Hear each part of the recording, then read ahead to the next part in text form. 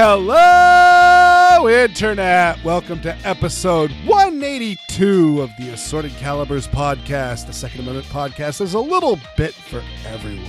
I'm Weer'd, and with me, as always, is the most festive hostess of all, Aaron Paulette. How you doing, Aaron? But Weer'd, what am I going to do with 2 ears and a tail? I don't necessarily... Do I know what the reference? I heard you say it earlier, but I didn't get it then. So in bullfighting, when the matador dispatches the bull in an exceptional show of artistry, apparently it is considered a high honor for the matador to be awarded the ears and tail of the bull. Mm-hmm. Ah, glorious. Crickets over your head, over most people's head. Right. We'll maybe get back. Who knows? Whatever. Yeah, so I'm feeling a lot better this week than last week, mostly because I'm on like 4 different types of things for my allergies. I'm on 2 antihistamines and 2 decongestants, a tablet and a nose spray, 1 each. Aaron Paulette. I don't like to do cocaine. I just love the smell of it. I had a friend who once said that my nasal passages were like coated in stainless steel, and it's like, well, not entirely, but you're a little too close to make me comfortable, just because of all the allergies I've had all my life. But no one wants to hear about that. So yes, I'm doing a lot better, and by the time you hear this, it will have been Christmas, right? Yes, for the I think, let me just look. Well, okay, quick. So I guess it depends on when you listen to this and when you celebrate it. If you're one of the early bird patrons, you might hear this like on the morning of Christmas Eve, but honestly, Christmas Eve is still Christmas as far as I'm concerned, but then I'm kind of a heathen like that. But definitely for the rest of our listeners, you'll hear this like on the 27th. Wow, what a smooth segue and pivot that was, Weer'd. How are you doing? I'm doing wonderful. I'm sitting down with the lovely Aaron Paulette, and I just want to get into it. I'm still basking on the glove. We got ourselves into a little bit of a scrap. and everybody who knows me knows I love a good internet scrap. Mm-hmm. And I especially love the ones where Aaron Paulette walks away with 2 ears and a tail. So shall we talk about this scrap? Set him up so I can knock him out. Well, I wanted you to start off with, you were in a chat group, I believe it was, and I don't even know what the context around this was. Okay. We'll just start with the background info first. Mm-hmm. So last year, I don't really remember when. We're just going to say like the last quarter of the year. I was invited into a chat group to go along with a particular project. And so the chat group was called 2A Rally. And this was the Second Amendment rally. In this case, it was done virtually because last year it was still, oh my God, the COVIDs. And so everything was being done virtually. And so it was a Second Amendment rally that was spearheaded by Rob Pincus. And we all wrote speeches and recorded video segments and submitted them, and it aired, and okay, that was it. And so that chat group was used to coordinate certain things. And really, after that, not much happened. And then January 6th occurred. And, well, we all lived through it. We all know what happened. And then, well, See, I'm trying to be even about this. I'm trying just to prevent the facts and not editorialize. And I'm actually going to open up my screenshot folder for people so they can see the entire conversation and make a decision for themselves. And just FYI, because I want to head this off, I realize that some people will think, wow, Erin can't be trusted. She'll air all these things. And it's a case of, no, I know when to keep private conversations private. On the other hand, when you show yourself to be dishonorable and a liar, I don't feel like I owe you any. And that's seriously jumping ahead. Because honestly, well, I think I think you and I talked about the AmmoLand article that Rob Pincus made with Dan Gross, which boiled down to some gun control is good so long as it's inflicted upon the people we don't like. And that's when I think a vast majority of Second Amendment advocates and gun owners just went, yeah, personal feelings about you aside, we're done. Because you have sided with gun control, and we're done with that. And that's what caused me to release this. So, all right, enough of me defending my actions. So, after January 6th, and we collectively, like as a nation, we're going, okay, what's going to happen next? Is there going to be, we can have more of these? Is there going to be an armed insurrection? What's going to happen during the inauguration? So on and so forth. And Rob Pincus, in that chat room on Facebook, I guess it's a chat room, I don't know what you would call it, he called us all up, got our attention, and said, does anyone here have an issue with being affiliated with an official 2A rally statement advising against being part of any potential shenanigans over the next week? And, well, opinions were divided. A lot of people said, oh, this is a great idea and we should absolutely do this. There were some other people who said, no, we shouldn't do this. We disagree. And those people were then summarily removed from the group. And it became very clear to me very quickly that even though the question was phrased as, you know, is everyone okay with this? Do you want help me craft this? I want your input. It was actually, this is what I'm going to do, and you need to rubber stamp it. And if you don't agree with me, I'm kicking you out. And, it's not a good look. No, it's really not. And I was one of the people who I didn't want to issue a statement, and I will happily read my reasoning why. And, please do. So after a couple of people were removed, and by the way, a lot of this happened while I was like out and about. I wasn't sitting in front of my computer watching it unfold on Facebook. I was running errands, and it was like, oh, hey, what's happening on this day? So after Maj Touré and one or two other people were removed for disagreeing, Rob then rephrased the question, anyone opposed to a sentence condemning all those who unlawfully entered or remained on Capitol property, destroyed or stole property, disobeyed or physically fought law enforcement in Washington, D.C. on January 6th? And my reply was simple and succinct. That is not a Second Amendment issue. And Pincus' reply was, is that a yes? Or are you just here to bust my balls? Now, I'm not really sure. I suppose he could be asking, is that a yes that I'm opposed? Or whatever. But the fact that he thought my disagreement was busting his balls, again, it's the whole, you're here to agree with me. And in response to his question, I gave a more complete answer. So my statement said, it means that it's outside the mission of my organization, and therefore nothing that deserves comment. Furthermore, I advise you not to say anything that can be regarded as an apology or blanket denouncement. In our current culture, apologies aren't seen as apologies, they're seen as admissions of guilt and will be used against us forever.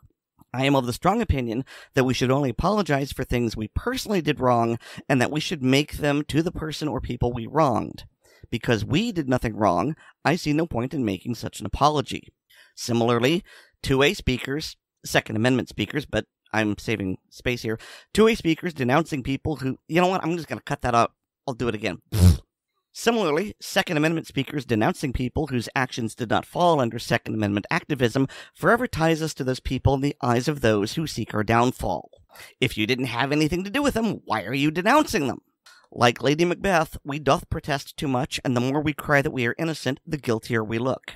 January 6th wasn't a Second Amendment issue. This is a Second Amendment group. We have nothing to do with their actions, and have nothing to apologize nor denounce. And he didn't like that, and he basically said, if you think it doesn't make a difference, then I don't think you have anything to add to the conversation about what to say. And knowing where this was headed, I just decided to see myself out, and I left the chat. And this was, of course, back in January, and I didn't do anything about it because, well, I mean, I thought Pincus was being a jerk, but, you know, there's really nothing inherently wrong with being a jerk. We had a difference of opinion. And then the end of March, he released that article with Dan Gross on AmmoLand, and it was like, right, okay, he's no longer on our side. So that's all the backstory, probably more that you asked for. Oh, that's plenty. You know, fast forward to, let's see, what day was this? But well, it was over this past weekend, so yep. I ended up getting tagged in it, I think on the 18th, which was Saturday. Mm-hmm. I believe it might have started like Friday night. I'm not sure. And from best I can tell, Rob Pincus decided to weigh in on a topic involving 3D printing of guns. Mm-hmm. So, looking at the screenshots at 11:48 on December 17th, which is Friday, Rob Pincus replied to 15 people. And I'm not really sure how all this got started, because I kind of got dragged into it. And he was talking about the statement that he made. And, you know, the statement distancing the 2A community from the violent rioters at the Capitol can be found here with another link to a different AmmoLand article. And he editorialized saying some people who were afraid to stand up to the Trumpers saw themselves out of the chat room. And I was mentioned by some of these people, not in Twitter, but they came and got me. It's like, hey, you were here for that. Can you tell us what happened? And I went on Twitter and I saw what was going on, and it was like, because remember, I'm tired of him throwing us under the bus back in March, and I'm tired of how he treated people, and I basically said, yeah, you're lying, because I got screenshots. Boom. Mm-hmm. You know, here's a screenshot of you kicking Maj Toure out of the chat because he dared to disagree with you. Here's me giving my statement as to why I feel this is this is not a Second Amendment issue, and you telling me that it's busting your balls, and I need to be got. This is you telling me that I need to shut the hell up. So again, would you like to rephrase? Would you like to restate your false statement? and things got hairy from there. Let's get the big bomb that Rob dropped, because let's be honest, his debate tactic is really just kind of the strike and move. He makes snarky comments and doesn't at all address the issue at hand, and just tries to slip away from everything, which I am not a fan of. But then and it seemed to be the thing that he was getting after was several of the people that were going after him were working under screen names And well, first up, I found it to be very hilarious that he sent a link to the event that he was speaking at in Pennsylvania, in that saying, "Come on over, like come attend my event, come boost my popularity as a way to disagree with me." Sure.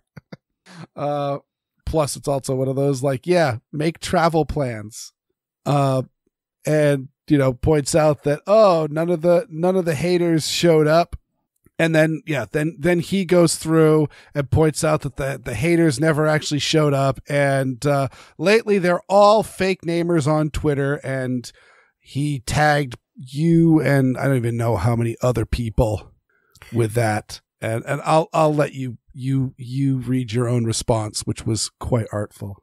Yeah, I was actually the second person tagged. I know that it's possible for names to disappear in a tag cloud, but I was the second one there. It was still visible. Mm-hmm. And yeah, he said lately they're all fake namers on Twitter. And, well, given all of this other previous behavior, and given that he's proven himself not to be my ally, not to be an ally of gun owners or the Second Amendment, I just decided to straight up ask him, Rob, I'm going to need to ask you to clarify this. Did you just state that my dead name is the name I had to go by and that I'm fake if I don't use it? And because I know his debate tactics, as you mentioned, he will say something and then fade away. I said, you need to know that if you ignore this, I'm going to assume your answer is yes. And of course, as far as anybody viewing this on Twitter sees it, he appear. Oh wait, no, he did chime in. Interestingly enough, yeah, he chimed in only after I had called him out on this on Facebook. I went on Facebook just because there's a lot more activity there. I usually don't use it, but it was certainly a way to get some feedback. And essentially, I asked, what side is he on? What's what are we doing here? Dealing with someone who's going to be like this slimy and this underhanded, and like I posted that like early in the morning. And they're like, yeah, nobody's awake. It's on a, I think it was early on a Sunday morning. I'm like, yeah, nobody's awake. It's all over. But I just occasionally peeked at it to see if there was anything. And so there was some activity. Oh, who is it? It was Rob Pincus himself, which may be our first ever internet interaction. And and he went off on, well, it starts off with just the standard snark. If this post was satire, it would be a meh. It's sad that you think it's real. And I'm like, well, what's what were you intending with that? And of course, he never actually answers. And then goes through, I pointed out the fact that you certainly haven't apologized if that's not what you thought, and then tries to do I got you in the fact that after I wrote that, he then wrote this apology, which apology in scare quotes.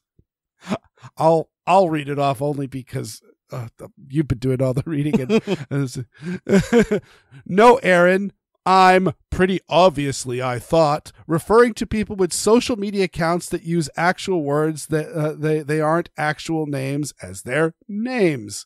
Your choice to show up and bear witness against me was yours. Don't make the choice to pretend I'm attacking you.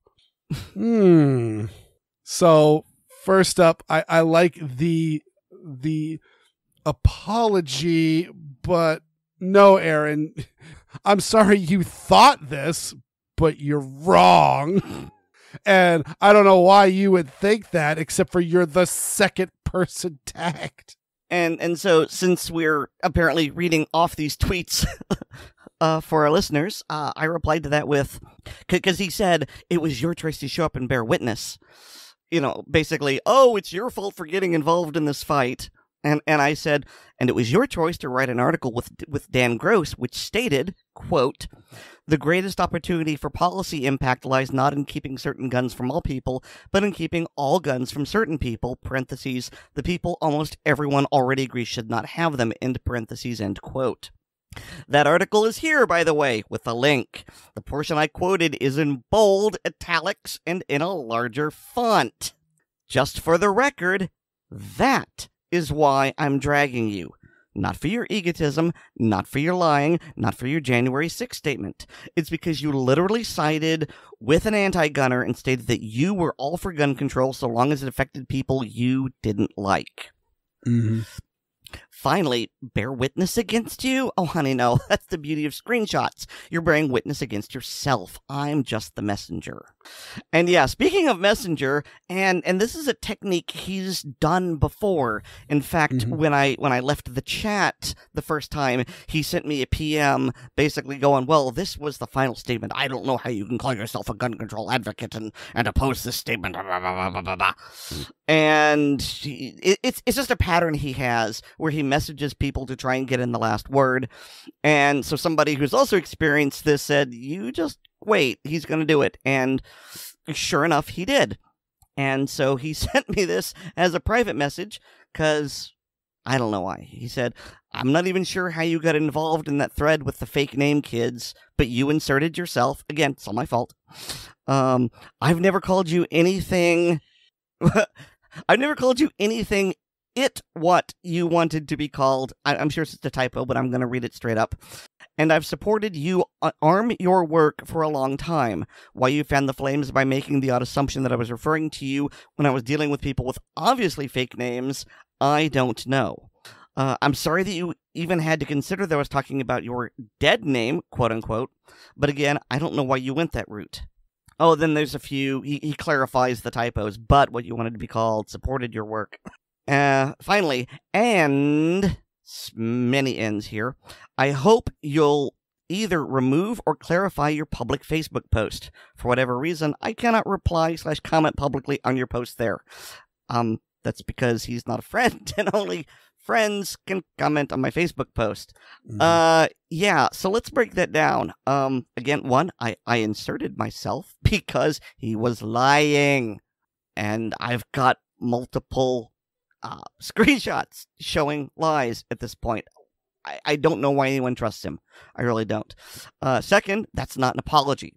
I'm sorry that you're upset is not I'm sorry for any misunderstanding, which is what he could have said.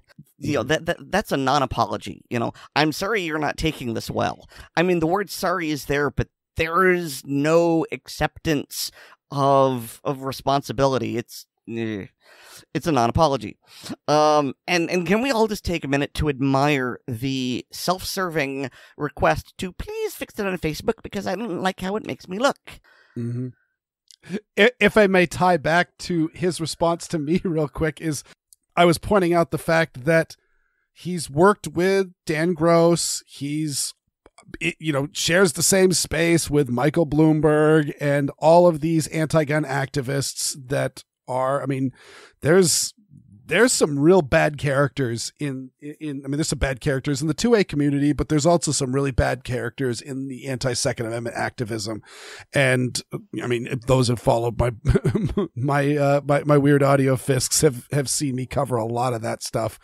And I have never heard Rob Pincus. I mean, I'm not a huge fan of him, and I'm not a fanboy, so I haven't hung on to every word. I haven't read every article he's written, but I have never seen him I've seen him get in multiple dust-ups with the Second Amendment community when people have taken issue on his various anti-gun views. But at the same time, I've never seen him get into any sort of dust up, throw any sort of shade at anti-gunners. And that was a question that I asked, has anybody ever seen him throw shade at anti-gunners to the length that he has thrown shade at pro-gunners? And Rob responded to, the real question is, had Rob Pincus ever been attacked as he's been in this post by anyone from the anti-gun team? So it's one of those, like, I'm the victim here. I don't know. That sounds more like I'm so ineffectual, no one on the anti-gun side knows me. But... I mean, it could be that as well. All right, so I'm going to tie something back to the something else we mentioned, and his obsession with fake names. Now, what you may or may not know is that Pincus is currently very involved in firearm 3D printing. And there are, of course, other people who are very involved in firearm printing, and they want to be anonymous because, as we've seen with a whole bunch of people, the 80% lowers and the 3D printers, the ATF does not look kindly on them. And if there's any chance for them to be taken down, the government will do so, it appears.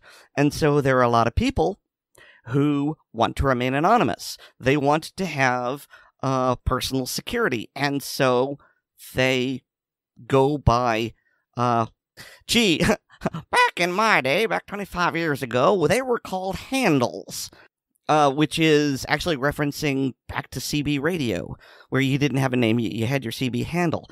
And there are a lot of people who don't want to be outed for whatever reason. Maybe because they work at a job where their boss is anti-gun, and if their name is associated on a tweet, that might get back to their boss, because it's not like the rabid anti-gunners haven't doxed people before.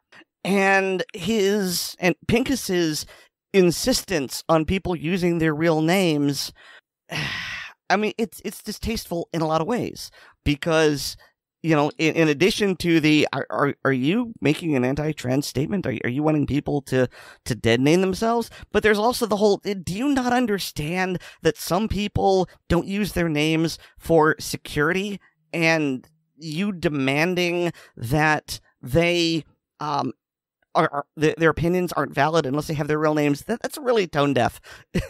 And that is, according to people like Oddball, who are very into the computer and gun side of things, this is why Pincus is not very popular among the 3D printing firearms side of things. And also, as someone who, believe it or not, Weirdington Elizabeth Beard is not on my birth certificate. I go by this for privacy reasons, is the fact that I live in a state that has no Second Amendment rights. I don't care what they say. I have a permit, and that permit is for me to own firearms and ammunition, and that permit is given to me at the pleasure of my chief of police. And that is someone who I might speak out against if there is some reason to do so. I like my chief of police right now. He seems to be a good person, though I have spoken out against some actions that they have done. And in theory, if they take issue with that, they could certainly deny me my permit and therefore make my entire gun collection illegal. Furthermore, I live in a state that has registration, and our attorney general did just suddenly declare a large portion of my gun collection to be illegal, but she won't prosecute me so long as I don't buy any more. But that's not legally binding, but her interpretation of the law is, and I could go to jail for all of that. And my name and address is already pinned to those. There's no running from that unless I want to run real hard. And the idea that the 3D printed community might want to just openly be like, hey, I'm doing this thing that's free and clear and legal, without at all thinking about the fact that there are a lot of people that want to make what you are doing. If you are 3D printing firearms, if you just own a 3D printer, there are people that want to make that illegal or make that heavily restricted or licensed. And so the idea that you would essentially make a very, very clear and easy to follow documentation of your now legal, but possibly soon illegal activity is not a wise move. So yeah, the idea that you would, you see this tactic a lot. And again, he wants to dox people. He wants to lash out at people. There's no move that involves the tell me your real name and your vital statistics that is not a threat, a direct threat. And it goes all the way back. Even the founding fathers operated under pseudonyms in their letters, because what they were doing was illegal, but it was for their own individual liberty. And so the idea that I can understand the people that are out and loud and proud, and I'm not going to admonish Rob for working under his real name. That is his choice, but to be so tone deaf with demanding other people make that exact same choice and not be aware of some of the dangers that we may face is just ridiculous. Silence Dogood would like a word. Silence Dogood? I miss. How can you not? You're literally from that part of the country. Silence Dogood was Ben Franklin's pen name. Oh, I know that they all had. Did you not watch National Treasure with Nick Cage? What the heck? It's been a while, and I forgot about that part. Well, hopefully other people forgot that too. So my stupidity is allows Aaron to do the important exposition. But let us finish with the bow on the cake. Is the you got a glorious last word in all of this. I feel like you're building this up into something it's not. I like it. I thought it was a beautiful bow to put on it. Thank you. If you would pleasure me, and let me face it, other people are going to enjoy this. All as right. Well. So after that, Pincus replied with frowny face, and then 3 dots, and then I'm out. Too much silliness. And so my last word, which Weer'd loves so much, is I accept your surrender. It's beautiful in the fact that you called him on exactly what was going on. He got over his head. He could not charm his way out or somehow get people to climb onto his side when he had none. And so he just chose to leave the battlefield. And while he would never claim it was defeat, it was a sound defeat, Aaron. Well, thank you. I couldn't have done it by myself. I didn't do it by myself. And I feel the need to editorialize just a little bit. Look, if Pincus is your friend, you can go ahead and stay friends with him. I'm not the kind of person who will demand that you must unfriend him on my behalf. But I do just want to let you know that, based on my experience, this guy is not your friend, and you should maybe consider things. But you're grown up. I'm not the boss of you. Do what you want. Just be careful. I don't want you to get hurt. So there's that. But Weer'd, it's my understanding that this segment is not just us kicking him while he's down. There's actually a point to this, right? Yeah. The point I wanted to make was none of this would have happened. Like the start of the cold open on the movies. I'm sure you'd like to see. I don't know how I got in such a predicament.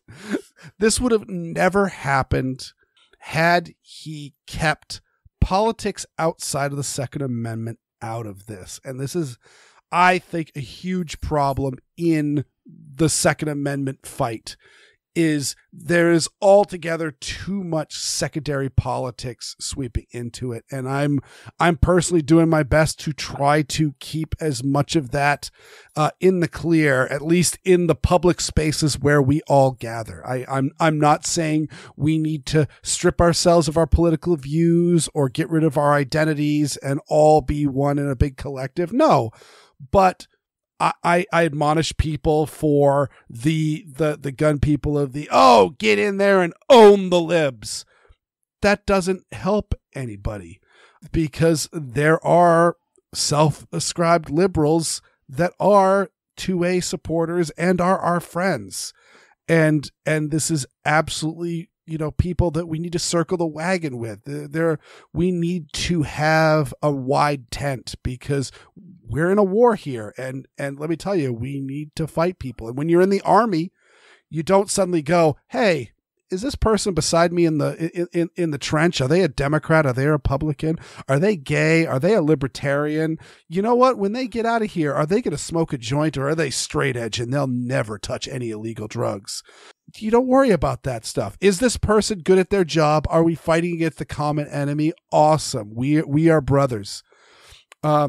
And I feel the same way about the Second Amendment fight. We can disagree about other political stuff, but if we agree that the right to keep and bear arms shall not be infringed, and it means what it says it means, we should be friends in this fight together. And we could disagree on other stuff, but that doesn't mean that we don't need that. We could differ on stuff. If you disagree with people on abortion, you disagree with how the January 6th protest should be handled, fine, that's great. When it comes to that stuff, disagree, part ways.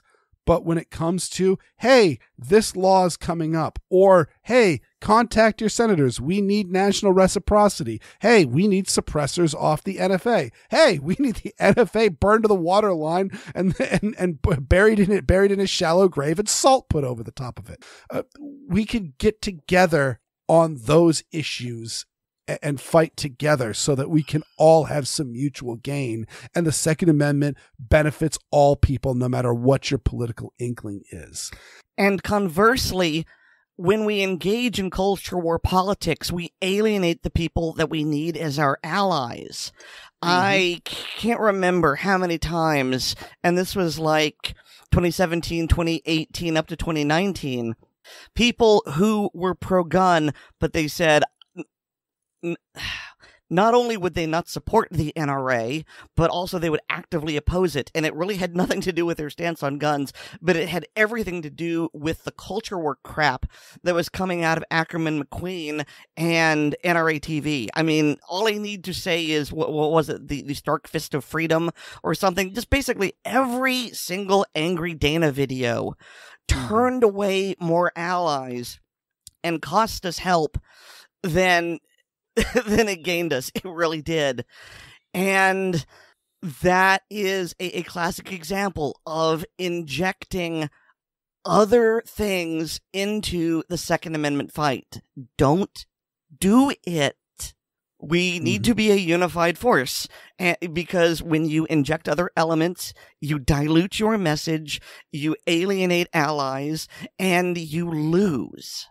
And furthermore, you just waste your resources. I will direct people's attention to the show notes. The NRA, as on command, as I was writing up the show notes for this show, they posted a video just a couple days ago.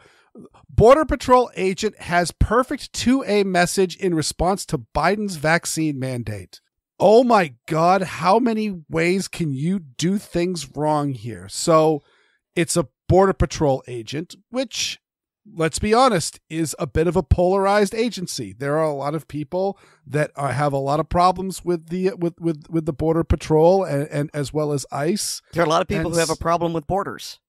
Yes, that's absolutely correct. And so there's that. In response to Biden's vaccine mandate, you may have an opinion on vaccines. I'd imagine everybody has an opinion one way or the other, and you're entitled to it. You're entitled to it. But what the hell does that have to do with the right to keep and bear arms? And then there's also, I believe, I'm not going to rewatch it, but I believe he also has some references about Biden's handling of the border crisis and border crossings. And so it's just, the whole video is just barely, they throw really a few fig leaves over it to make claims that this has to do with firearms and personal protection, talking about the fact that, the cartel gangs crossing the border are increasing violence in the border areas, which is absolutely true. You could argue that that's certainly a good reason to own guns. But it's not a two-way issue. But it's not a two-way issue. And again, this is very much for if you're anti-vaccine mandate, if you're, for border strength, if you're for the border patrol, if you're anti-illegal immigration, maybe anti-immigration entirely, then yeah, this video is going to get you to say, rah, rah, sis, boom, bah, go NRA. But if you disagree in any one of those issues, you're going to be leading some questions on why would I want to be a member of this group? And it's such a waste. It's such a waste of effort. They took time to film this and edit this and script it and put all the shots together and upload it. For what?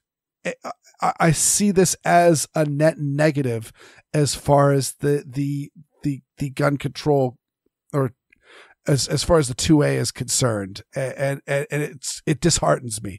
It's the NRA, and they're kind of a shell of their former selves anyway. So how much was there to lose in the first place? I have my doubts. Well, they certainly lost all the money that they put into this, and we know that the NRA is struggling financially. Mm-hmm. Yeah. So this is definitely what not to do. Also on a similar note, I put it's a much older video, but it's from the Brady campaign, and they're saying the filibuster is killing us. And it's this big, long, hand wavium about how we need to end the filibuster because the filibuster is preventing gun control laws from working their way through Congress to the president's desk. Interesting story. And we could see that, except for the filibuster was never invoked for any gun control stuff. As a matter of fact, gun control that has been put forward since Biden was elected has passed the House and then gone to the Senate and then just disappeared. And so there's no need to filibuster something that isn't even being put up for a vote. And instead, the filibuster has been threatened for a number of economic issues being put forward. So it really seems like the Brady campaign is working for the Democrats, not for the anti-gun lobby. And so, yeah, this is, again, them wasting their effort and their capital in a group. Of course, I would argue that, well, first up, I'm fine with them making mistakes because they're not on my side. But also, it's the Brady campaign. They're really a shell of their former selves, and I don't really see them winning that many new hearts and minds anyway. So I'm going to take this opportunity to put the boot in a couple times on the Brady campaign just about this, because I watched the video and then I did a little Googling. And there are two things about this in the filibuster campaign which bother me. Now, I don't believe they said this in the video, but on their webpage, they say this. And this is, again, it's big, it's bold, it's purple. This is clearly one of the pull quotes they want you to see. It's attention grabbing. And it says, even though 51 senators make up a majority, the procedural filibuster requires 60 senators to agree to even vote on a bill. This Jim Crow-era rule has been used to block progress throughout American history. Jim Crow-era. Okay. What does Jim Crow-era mean? Jim Crow means after the Civil War. Because prior to the Civil War, black people were slaves and they couldn't have guns. Jim Crow, the entire idea was to disenfranchise them so that they couldn't defend themselves. The Civil War happened in the 1860s. So, hey, when did the filibuster come about? Well, it's not part of the U.S. Constitution, but it came about as the result of a change of Senate rules in 1806. And was not used until 1837, 20-some-odd years before the beginning of the Civil War. This is not a Jim Crow-era law. Jim Crow didn't exist at the time the filibuster was created.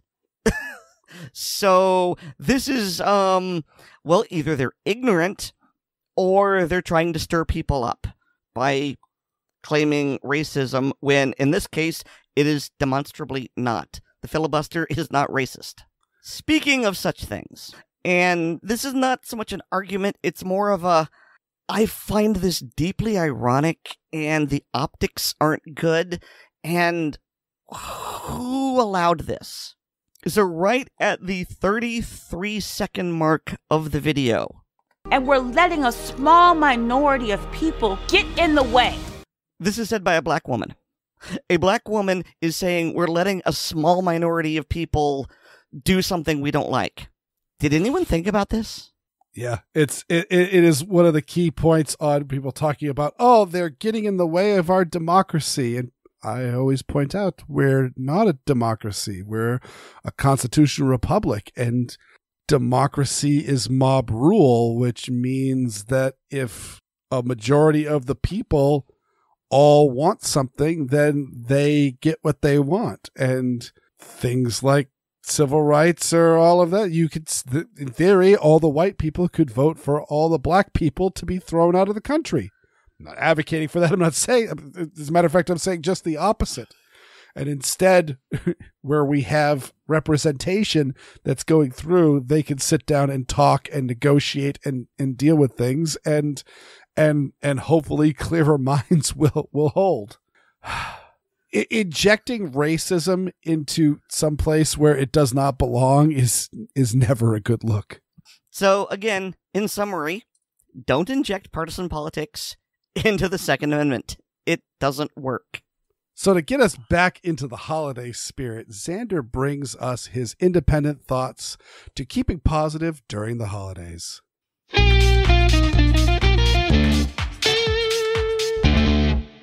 Welcome to Independent Thoughts with yours truly, Xander Opel. A lot of the focus this time of year is on the contrasts of celebration and unhappiness. This year is pretty rough for a lot of people.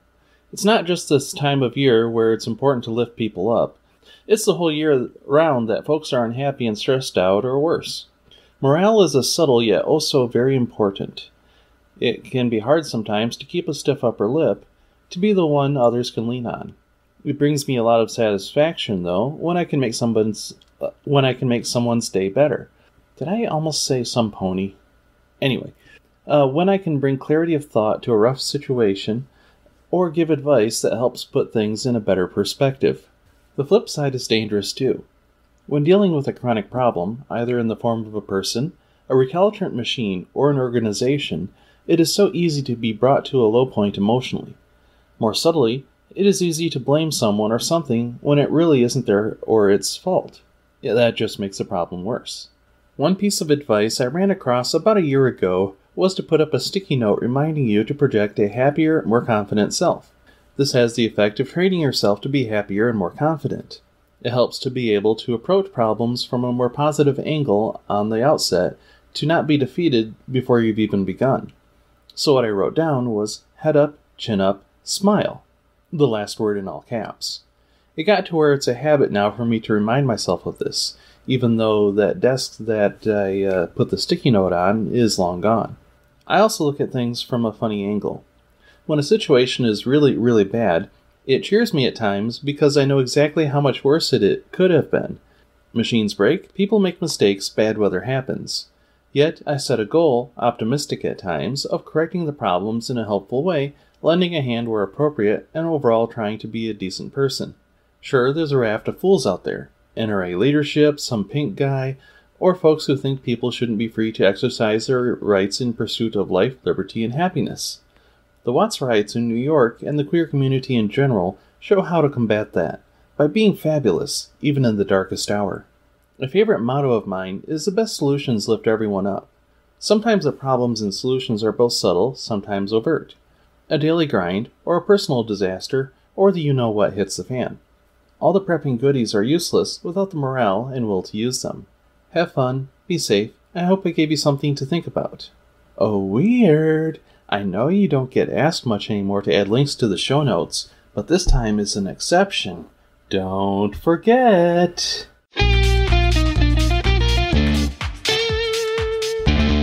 You know, perhaps it was because I knew the title of this was titled Always Look on the Bright Side, but I had Monty Python going through my head the entire time. And that, I think, skewed what Xander wanted me to think, because all I could hear was Eric Idle being crucified. Yeah, joyously crucified. If you haven't watched Life of Brian, it's hilarious and it's incredibly disrespectful.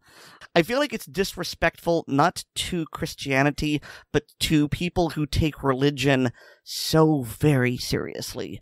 I feel like if you can't laugh at yourself, then you're kind of fragile and anything will be taken as an insult. And it's something I need to get better at. But anyway, I thought it was funny, and you may find it funny as well. I did it. Actually, I will dovetail with you and say that actually The Life of Brian is my absolute, bar none, top favorite of the Monty Python movies. And I think part of that is like they want to say, I mean, you hear about like Dana Carvey was very, very good friends with George H.W. Bush, whom he did his impersonations on. Rich Little was very good friends with Ronald Reagan. Bob Dole actually wrote a very, very loving eulogy to Norm Macdonald not too long before Bob Dole himself passed. And of course, Norm Macdonald did his Bob Dole impersonations. And the reason behind this is that these impersonations were for ridicule, they were for laugh, but there was also out of love. And I found that the historical references within The Life of Brian and all of that showed that, yes, they're being a little bit blasphemous, but also at the same time, you can't get it that dead on if you haven't followed your scripture. But I also was just kind of taking on the Xander's point on the fact that, it's not like the holidays are that much worse. I mean, seasonal depression and the fact that like here in New England, it's like dark at 4:00 in the afternoon.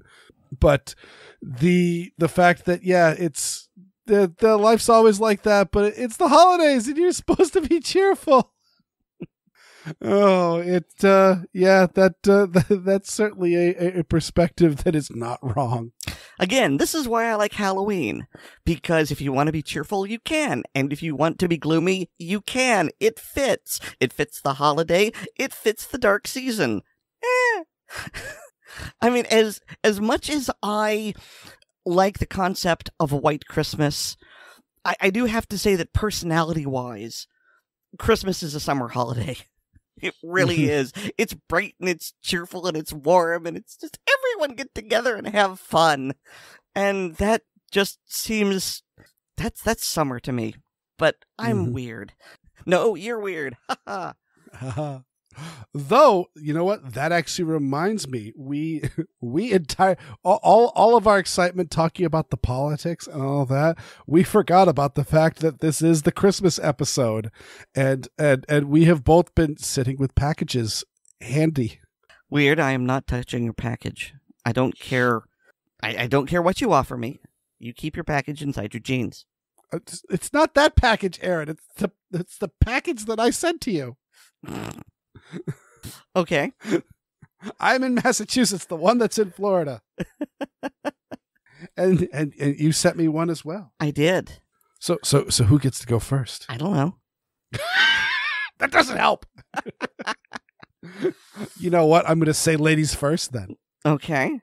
So it's a package from Amazon. And I'm going to do my amazing Kreskin, and I'm going to hold it up to my head. When you're about to get on a flight and it's between 8 and 10. Okay, let's see what that means.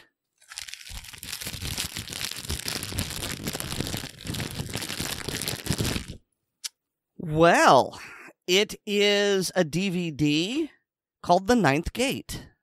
It is a movie that you have not seen, Aaron. Correct. And I you know what? I will politely ask you to explain the Unknown Armies game system for our listeners, for anyone who's not familiar with it. Oh, good Lord.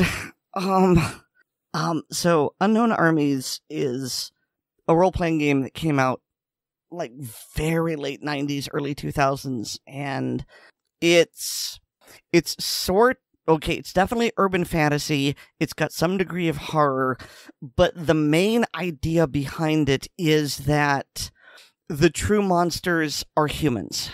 And I really don't think I can make it any more clear. Otherwise, I'm just going to end up babbling for a long time. But it's a really great, really gritty, street-level sort of magic and horror. And, I mean, it wouldn't really fit well with MHI, but it's similar genre. Mm-hmm. You put me on the spot, Weer'd. I didn't expect this. Yep. No, it's all good. I will just say that we got talking about Roman Polanski and my mixed feelings about the fact that he's a horrible person, but he directs some amazing films. And I wondered if that one was your favorite, and you're like, I haven't seen it, and I'm like, well, Aaron, it's your favorite. So hopefully I am correct, but I think that, especially given your love for Unknown Armies, I think you will find that it fits very well in with the genre. Okay. And so now I have a package here as well, and it is a similar shape to a DVD. So I'm wondering if we were on the same wavelength. And so, drum roll, please. I'm opening it, and oh my goodness, I had a suspicion. It's like the Gift of the Magi, but for nerds. Mm-hmm. It is a Pirati, the Roman Polanski pirate movie starring Walter Matthau, which I had not even been aware that it existed. And Aaron was like, "Well, that's your favorite one," and I'm like, "Is it?" I have to ask, because you called it Pirati. Did I somehow get you a foreign language version of it by mistake? I'm pretty sure I thought I got you the English one. Yes, it appears to be in Spanish, but I don't think that should be a problem. Oh, I hope not. I tried so hard to. Weirdly, this thing was hard to get a hold of. I understand, but it's the Blu-ray, which means that it's going to have the original in it, and you can do all the stuff. It will. It should. Well, with the exception of if it doesn't play in the region, but we shall see, Aaron. Oh crap. Well, if it doesn't work, I don't know. I'll get you a refund or something. Yeah, we will fix it, Aaron. But I tried so hard to get you. It's the spirit. It's the spirit of the season, and also to further add, Aaron, you did good. I am deeply amused, and I think it is hilarious that we are in the Christmas spirit. We are exchanging movies from a Jewish monster. He's not a monster because he's Jewish. He's a monster because I'm not even going to say what he did. You should know what he did. It's horrible. Roman Polanski. He's an amazing director, but he's a terrible human being, and I'm infinitely conflicted. So it's a very Roman Polanski Christmas. Oh, and I was hope he didn't realize it because Amazon didn't give me the option to put the gifty stuff on it for this particular order. But so Oddball opened it and didn't know who it was from. But I got Oddball a T-shirt that had a giant raccoon on it that says Trash Panda. And because of Oddball's love of absolute garbage firearms, and he posed with two of those, one of them being his Altor pistol. So that was one of them. The garbage glue gun of a 9mm pistol, and also he bought an Intertech 25, which I didn't even realize Intertech made anything besides the Tech 9. But take Tech 9 quality and make it into a pocket pistol. But so Oddball sent me a package. It actually just arrived. So, literally, I'd come down to start recording, and I literally ran back upstairs because I realized I should check on my porch because I didn't see the package just yet. You need to open that. Okay, well, there is a purple unicorn piggy bank, which will be immediately stolen from me by a certain somebody who is in love with both unicorns and the color purple. There is bits. And, oh, God damn you, oddball. Lipton tea. Did yours not come in a 3D printed present that you had to open? Oh, no. Is the piggy bank the 3D printed? No, Yes, mine was like a little green box with a red ribbon, and I had to unlock it, and it turned into an ornament. It was really neat. I have the green box now. Oh, And I put the key in. well, you have to slide the ribbon off. Oh, I see. Thank you, Aaron. It's too hard for me. Yes, it is. You better hand it to your daughter. Oh no, it's not unlocking. Oh wait, no, wait, no. What am I doing wrong? Okay, so you got both ribbons off, right? I didn't get both. Oh, that's what I'm doing wrong. Yes, The key was holding the ribbon on.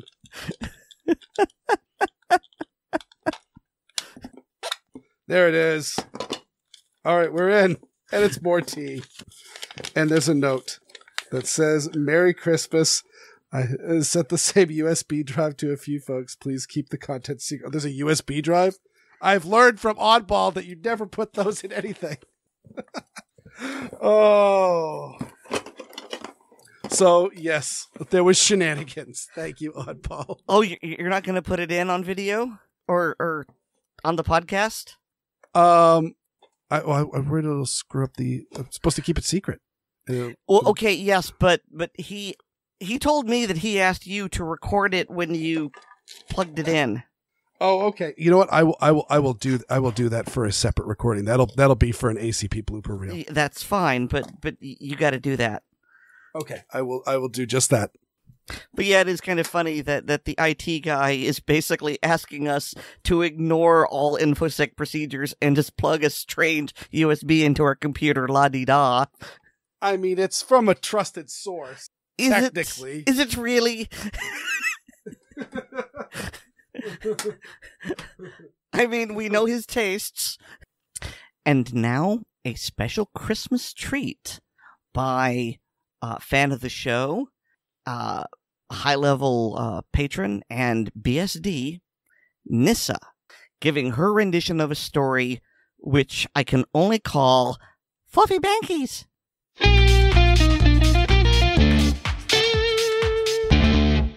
I'm a hotel night auditor at a business and convention style hotel, which means I see stuff. This story occurred back before a virus of unknown origin took our gatherings away, and we were house full. I had no rooms left in the inn whatsoever, and a lady called down from one of the guest rooms about 3 a.m. asking for a comforter. Now, this woman's voice was this sort of perfect combination between a kindergarten teacher and a valley girl. So she's like, "Hi, can you bring us up a comforter?" I'm like, "I don't have any comforters left, but I will go ahead and bring you up a couple blankets." "Are they going to be fluffy blankies?" Like, "Yes, I will bring you up the fluffiest blankets I have available." And then I heard her talk to somebody else in the room, like she put her hand over the mouthpiece of the phone and was like, "Yay, they're bringing us up a fluffy blankie." And my thought was, okay, you need to lay off the caffeine or whatever other recreational drug you might be using, but not my place to judge. I go, I grab the blankets. I did find the fluffiest blankets we had left, because, hey, service above and beyond, right? Take them on up to the floor. Knock, knock, knock. And I hear from behind the door, "Is that our fluffy blankie? I think it's our fluffy blankie." I'm like, and I'm just internally cringing all this time. And she opened the door, and standing in front of me was this work of modern art. Okay, She was like a solid California 9, which put her at like a Midwest 9,000. She had this like perfectly symmetrical face, perfectly toned body, the very expensive hair where it takes like hours and hours of upkeep and maintenance, and you don't know exactly what color to call it because there's so many highlights and lowlights, but it all looks like natural. Yeah. And there was no carpet to match against the drapes. Yeah. She answered the door wearing only a towel wrapped around her neck that sort of flowed over the grand Tetons. Yeah. I'm like, okay. And she just opened the door wide and she's like, yay, you brought us fluffy blankies. I'm like, here you go, ma'am. Have a lovely rest of your night. And then she shut the door and I could hear from behind the door, yay, fluffy blankies. I'm like, and I was sort of just flabbergasted, but it's like, okay. This is a new one for me. And I head back down to the front desk. About 5 minutes later, came this another woman. This one had sort of an air of liberal arts confidence, to borrow a turn of phrase from The Machine. And she stormed up and she's like, ding, ding, ding, ding, ding on the bell. I'm like, hi, how can I help you? What sort of hotel are you running? I'm like, ma'am, what do you mean? What sort of hotel are you running? We're a business and convention center. How can I help you tonight? You're renting to people filming pornos. How dare you do that? I'm like, oh, ma'am, we do not knowingly involve ourselves in the adult entertainment industry. How would you know that your neighbors are doing that? And she's like, for the past 2 nights, the people next door to me have been going all hours with all these different porn scenarios. They have to be filming. I'm like, okay, ma'am, what's your room number? And she gave me the room number of the room right next to Madam Fluffy Blankie. And she's like, yeah, and just 5 minutes ago, there was a loud pounding on the door, and someone with a deep and masculine porn voice started saying, hey, baby, did you ask for a fluffy blankie? And I was again flabbergasted, which, like, 2 times within 5 minutes, not that common for me. And I looked her dead in the eyes, and I'm like, ma'am, I'm the one who took the blankets up. I'm not. I can promise you that they're going to be checking out in the morning. I can move you to a different room if you would like for the remainder of the night, but I can't tell them to not enjoy themselves.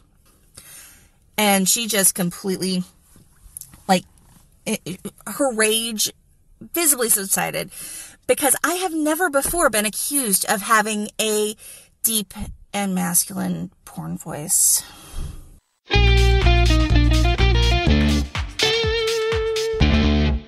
Oh my god. I wanted to put that at the very, very end of the show just because I wanted 2021 to go out with a bang. She was like, you want me to record that story? I'm like, yes. She's like, is this for the regular show or the blooper reel? And I'm like, the regular show. She goes, seems a little off brand. But it was too funny not to put on. And she kept it very tasteful. She did.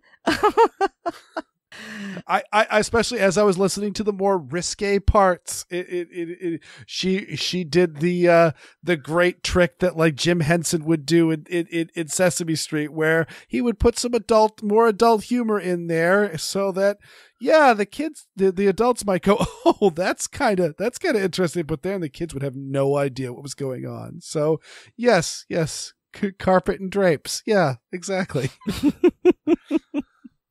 Oh. I'm not sure which I find funnier. The fact that up until now I had never heard the phrase California 9. Mm-hmm. Although when she said it, I instantly knew what she meant. Or the fact that someone thought she had a deeply masculine voice. I mean, okay. Nissa is not a soprano, and there's nothing wrong with that. But my voice is deeper than hers, okay? I don't know how anyone could possibly think she was this, hey, baby, brought you the fluffy blankies. What? And I've been just constantly talking about, every time we're talking about, do it in your sultry porn voice. And, of course, it's also telling it just how unnatural it is when she attempts to put on the sultry porn voice. It wasn't, the person was out of their mind. I've brought you your fluffy blankies, Mr. Weer'd. So I'm glad that story is out there for the ACP universe.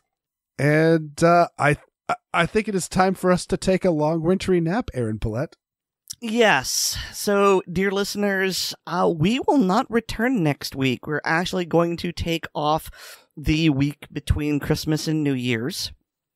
And so that means you will not hear from us. So that means you won't hear from us until at least the 7th of 2022. And let's hope that 2022 is not 2022. TOO. Do I have to spell it out weird? Come on, laugh. I'm so dense. I'm counting on you to be my Ed McMahon here, so I know when the joke lands. And if I don't hear your laugh, I don't think it lands. The trouble is, I'm juggling too many things. I'm working so hard to figure out. All right, is my cue? Is now my cue? And it's just, no, we are only hoping for a better year, because we had so much hope for you 2021. We did. Yeah, we did, and it turned out into 2021. WON. 2021, you're dead to us. 2022. The bar is very low. We're going to open the door into the new year with one of those bomb disposal robots while we are like way far back behind barricades. So screw that. I've got a Mossberg 590 with a bayonet on it. Well, with all that silliness, we will close out 2021 with thanking each and every one of our listeners, but a very special thanks to all the supporters on Patreon. To become a patron, go to patreon.com/Assorted Calibers podcast to sign up. Patrons get an early release of the podcast, so come on, we're going to take time off. You want to get us early. And you get bonus content like the hilarious blooper reels, the ACP film tracks, and the ACP mag dump. Also, please remember to rate us on Apple Podcasts, subscribe to us on the platform of your choice, and share the show with your friends, both online and off. You get more from me at my blog, which is weerdworld.com. That's weerdworld.com. And I am every week I'm on Handgun Radio on the Firearms Radio Network. I shouldn't have done the same regular way, but I'm not going to change it. You can find me in all the usual places, except for the fact that we're going to be taking time off on Blue Collar Prepping. Because, they work hard, and I give them... they work hard, and I've given them a couple weeks off. Because I am a benevolent dictatrix.